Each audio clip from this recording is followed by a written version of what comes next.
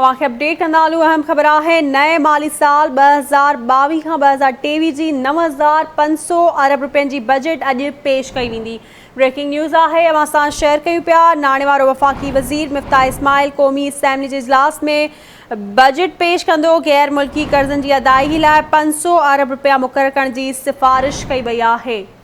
अवांखे आगाही ॾियूं पिया। अहम ख़बर है, नए माली साल 2022 खां 2023 जी 9,500 अरब रुपयनि जी बजट अॼु पेश कई वेंदी।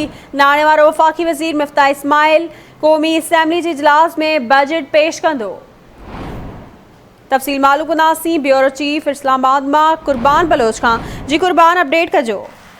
जी बिल्कुल, अॼु वफ़ाक़ी बजट क़ौमी असैम्बली में पेश कई पई वञे।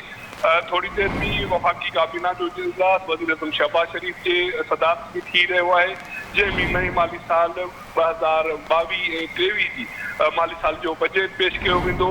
इन बजट में जेके भी दिफ़ा सूबाई जेके हुकूमतूं आहिनि उनके NFC तहत हिस्से ऐं वज़ारतुनि डिवीज़न ऐं PSDP जे हवाले सां जेके फंड आहिनि उहे मख़सूस कया वेंदा। ज़रिया ॿुधाइनि था त जेको इन नए माली साल जे बजट में PSDP लाइ 800 अरब रुपया मख़सूस करण जी सिफ़ारिश आहे, जॾहिं दिफ़ाई बजट में लाइ 1500 अरब लॻभॻि 1500 अरब रुपया मुख़सूस करण जी तजवीज़ आहे।